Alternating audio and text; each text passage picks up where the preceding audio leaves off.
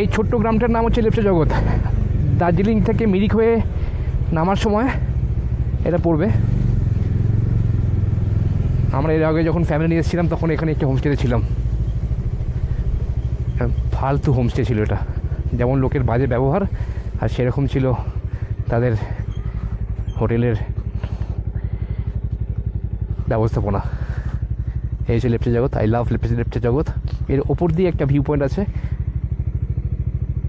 খুব সুন্দর জায়গাটা। এই জাস্ট এই হোটেলটাই পিছনেই ছিল আমাদের মনে হয় হোমস্টেটা।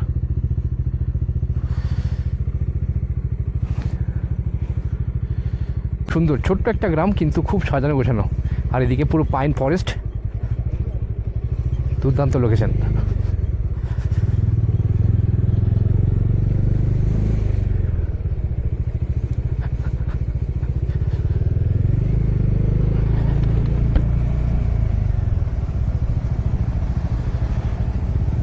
এর আগে একটা ভিউ পয়েন্ট আছে আরেকটা, সেখান থেকেও লোকজন দেখে,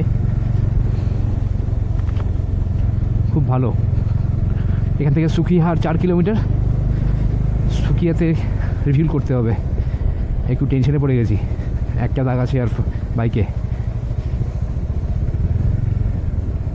ওডোমিটার শো করছে রিভিউ।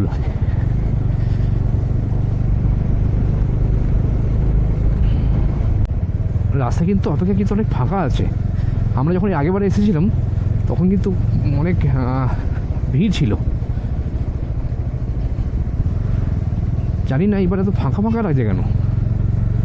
ঘুম স্টেশনে গেছেও দেখলাম সেরকম ভিড় নেই, লেপচা জগতে গেছেও দেখছি সেরকম ভিড় নেই। কী ব্যাপার, ঠান্ডাতে কেউ আসেনি নাকি? এটা একটা কারণ হতে পারে। কলকাতায় যে ঠান্ডার ফিল পেয়ে গেছে সেই কারণে নর্থ বেঙ্গলে আর আসেনি। এই যে এখানে একটা ভিউ পয়েন্ট আছে, খুব সুন্দর।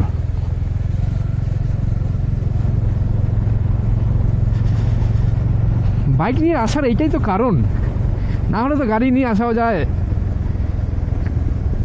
গাড়ির মধ্যে চেপে চুপে বসে ওইভাবে মানে আমার তো খুবই মানে একটা বিরক্তকর একটা ব্যাপার লাগে।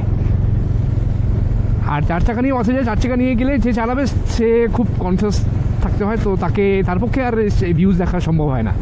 আর বাইক নিয়ে গেলে এমন একটা হয় যে 360 ভিউজটা পুরো পাওয়া যায়। পিছনের ভিউজটা আপনি লুকিং গ্লাসও পেয়ে যাবেন, আর সামনের দিক থেকে তো টোটালটা পাওয়া যাবে। এত সুন্দর একটা জায়গা, সেখানে এত সুন্দর এই ভিউজ।